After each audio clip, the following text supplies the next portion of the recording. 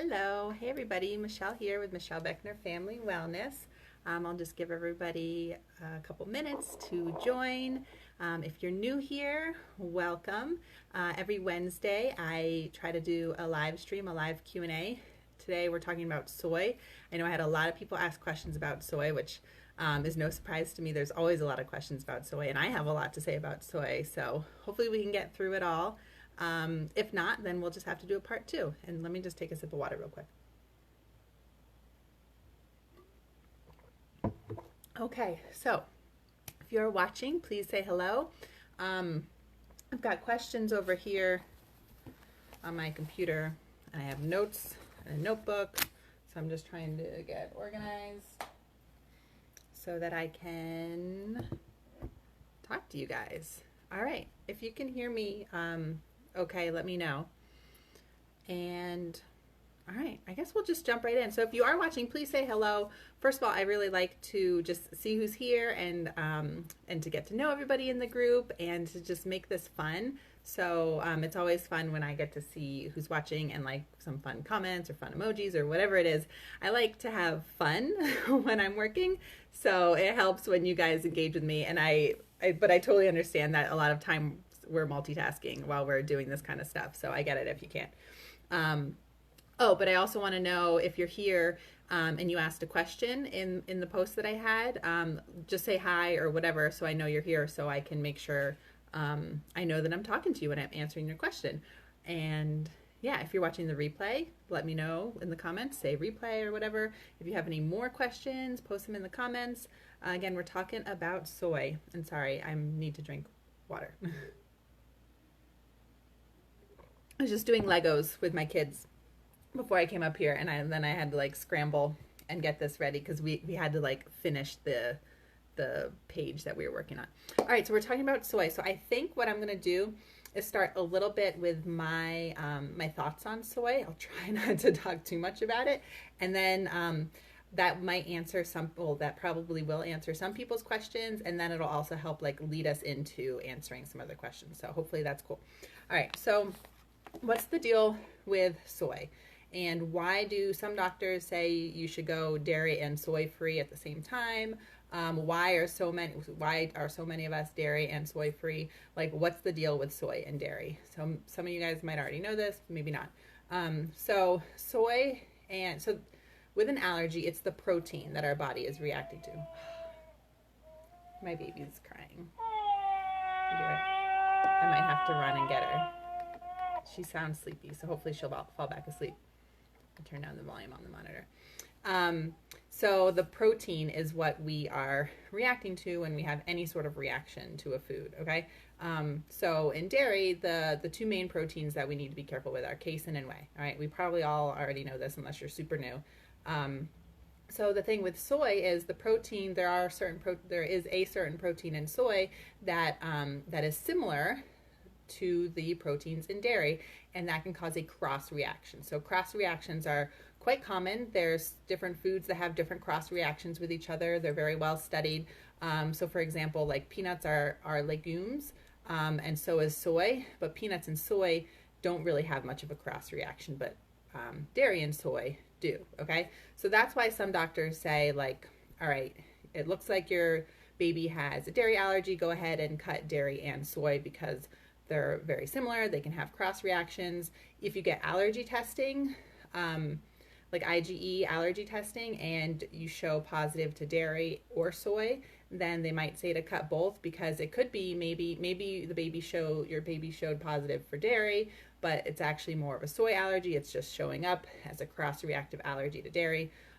Whatever. So basically, the good thing to know, the important thing to know, is that dairy and soy proteins can be similar and can cause cross reactions. I had one question about that.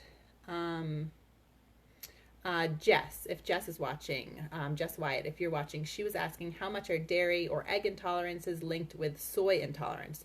Her little one is sensitive to both dairy and egg, and she's wondering how likely it is that soy will be a problem. So I was trying to look up the numbers. I read a few different research papers from like all over the world yesterday to see if I could find like actual numbers.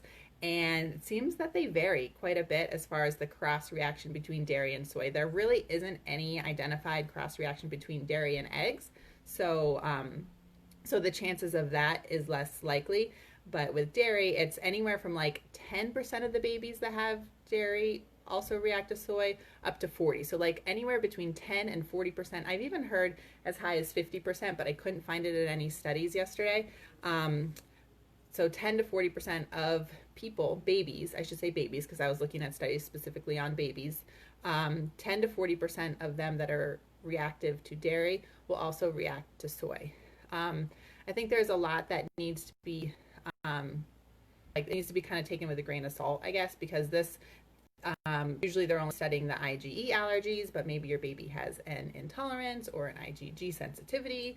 So the numbers can be really different depending on what sort of sensitivity or allergy or intolerance your baby has. But it's, maybe half might be a good. So maybe there's a 50% chance that if baby is reactive to dairy, that they might also be reactive to soy. So it's, probably not very helpful. It's like, maybe not, right? So that's why I kind of like to cut out one food at a time. Cut out dairy. If you don't see any improvement at all within like a week or two, like if zero improvement, you don't have to wait for like 4 to 6 weeks or whatever. If you don't see any improvement at all in 2 weeks, let's talk. Let's see if we should cut out soy, or if there's something else we should cut out, or maybe there's something else we need to do rather than cut out other foods.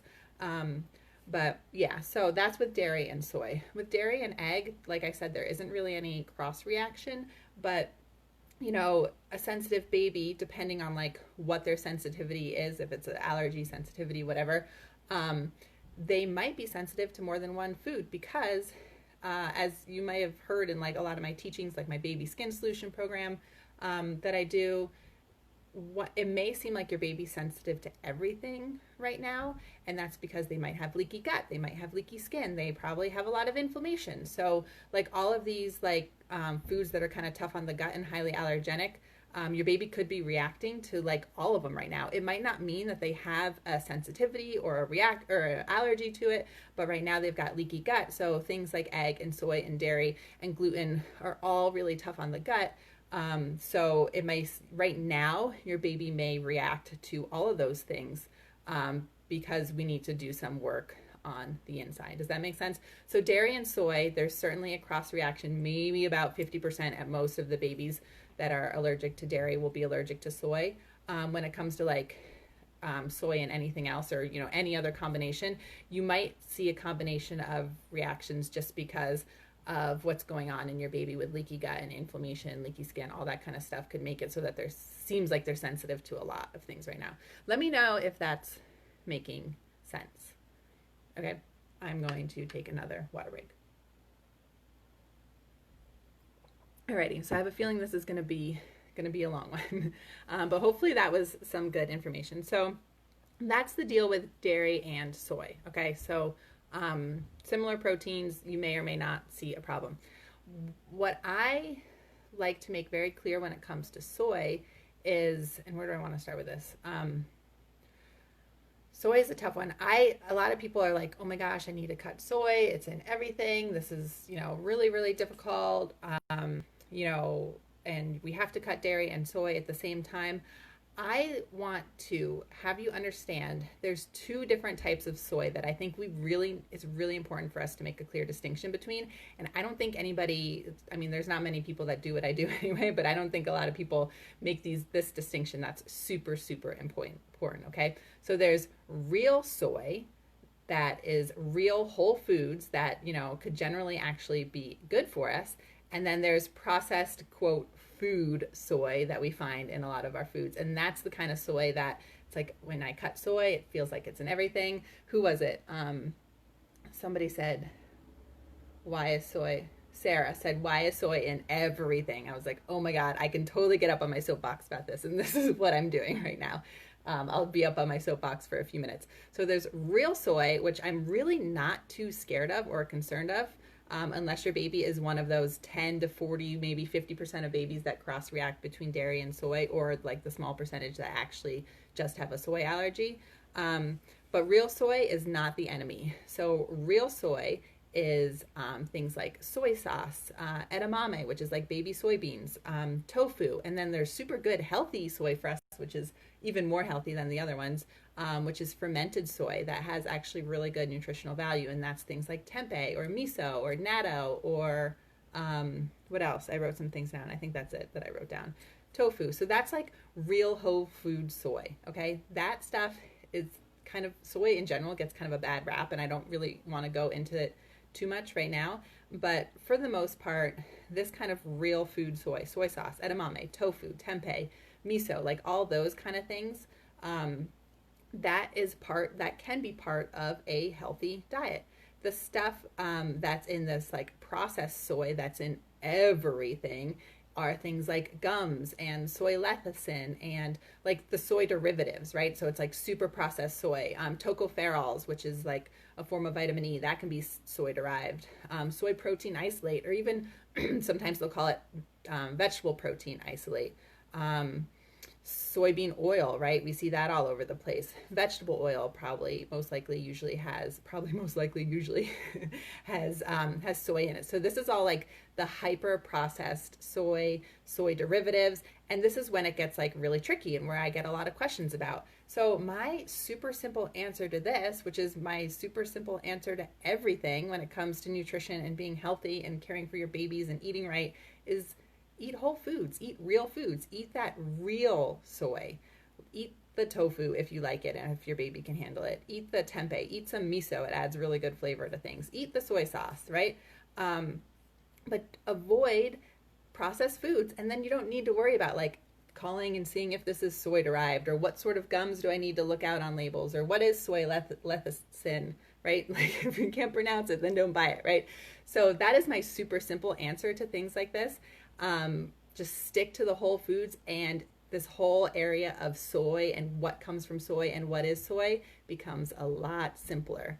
But it may not be a lot easier depending on what your diet is right now, right? If your diet is full of a lot of packaged, processed foods, it doesn't even have to necessarily be junk foods, but just like convenience foods. Even like the healthy, like organic kind of stuff will still have soybean oil in it, or like all kinds of nasty processed foods, even if it seems like it's organic and healthy and all that kind of stuff. It's still processed food, and we still want to avoid it. So this is how I feel about soy. Okay, cutting soy is good, and I highly recommend it when it means cutting processed foods. But I don't think we need to make soy as a real food the enemy. All right, who's with me here? I'm not getting any comments, so I hope this is resonating with somebody here. So the simple answer when you're really confused about soy and cutting soy, switch to more real whole foods, okay? And I know that it can be complicated, especially depending on where you live, right? I know plenty of us in the U.S. live in food deserts where it's hard to find fresh foods and all those kind of things. So, I don't have like a one size fits all answer for like how to eat more real food. But if you want to reach out to me individually, I can give you resources and I can like answer your questions or whatever and help you. But moving to real food is what's really going to help you guys, okay? And getting away from that processed food. And then we don't need to worry about like what all these soy derivatives are and what sort of things we need to avoid, okay? So hopefully, Roxanne, I know you had question about like lecithin and gums and things like that, xanthan gum, guar gum, they can all be hidden soy. So I found like this really great list of soy derivatives. So basically things we want to avoid whether or not we're avoiding soy. But in the meantime, as you're maybe phasing out some of these processed foods, you can at least look at this list. It's on the comments. I'll put it in the comments of this video too. But it's where people were posting questions for this live. I put a link to that. So hopefully that is helpful. Okay. If anybody has any more questions, like as we're going, please let me know. So we covered cross reaction between dairy and soy and potentially other foods. We covered why soy may not be the enemy and why soy is the enemy. We want to avoid processed food, move to more real whole foods. That'll make it easier for deciphering labels, because when you're eating more real whole foods, you're reading less labels. So that's easier, right? Just in general. Okay, so bottom line, I have written in my notes, So avoid processed foods. Soy might be just fine. So like, for example, all three of my babies have had dairy allergies to the point of like they've had blood in their stools. Okay. Um, and I've never ever had a problem with soy. I don't eat a ton of soy, but when I do have like soy sauce or occasionally tofu, that's pretty much sometimes miso, whatever. When I do have the occasional soy, they've all done okay with it. And I mean, I know that's a sample of just three for me, but yeah, I haven't seen. Just trying to think through all my clients that I've worked with, but yeah, let's see. Okay, so soy might be just fine. Okay, is that cool? If you have any specific questions about like, well, my baby seems to react to this or that, just reach out to me. Okay, so Elizabeth, if you're watching, she said, does an intolerance to soy cause a similar reaction as an intolerance to dairy? So I'm assuming her little one has loose green mucousy stool, gas, and irritability. Nicole said she wanted to know this too. So really, like one certain food doesn't cause one certain type of reaction. Every baby is different, and every baby's symptoms are going to present themselves differently. So I can't and nobody can look at symptoms and say, oh, you have a dairy allergy, or oh, these symptoms show me you have a soy allergy, or these symptoms show me you have an egg allergy. It doesn't work that way. So the baby will, the symptoms will present itself different ways, maybe depending on what's going on with the gut. Like, for example, when I have one-on-one clients, I have a big symptom sheet that they fill out for them and baby, and those give me like some gut health signs. Certain symptoms point me to like, this is more of gut issue, or this is more of an environmental issue, or whatever. But when it comes to different foods causing different types of symptoms, it just doesn't work like that. So yeah, if you need help pinpointing like what exactly in your diet is causing babies symptoms, or maybe you've tried a bunch of things or eliminated a bunch of things and you still can't quite figure it out, maybe it's not eliminating more foods. Maybe, like I keep saying, it might have to deal with working on gut health, reducing inflammation, all that kind of stuff. So please reach out to me if you need more like specific advice on that kind of stuff. So Elizabeth, and Nicole, I hope that answered your question. I got to Jess, Sarah, we talked a little bit about why soy is and everything, and I barely got on my soapbox there about the food system in America and how horrible soy and corn have, taken over, ruined, destroyed our lands, destroyed our health, everything. I'll save that for another time maybe. All right, Desiree, will soy found in makeup and bug sprays, etc., have the same reaction in your child as ingesting food? That's a really good question. And unfortunately, I don't have like a really good answer for you, because again, it really just depends on everybody, like what the mechanism is, how they're reacting to it, how their body is reacting to it.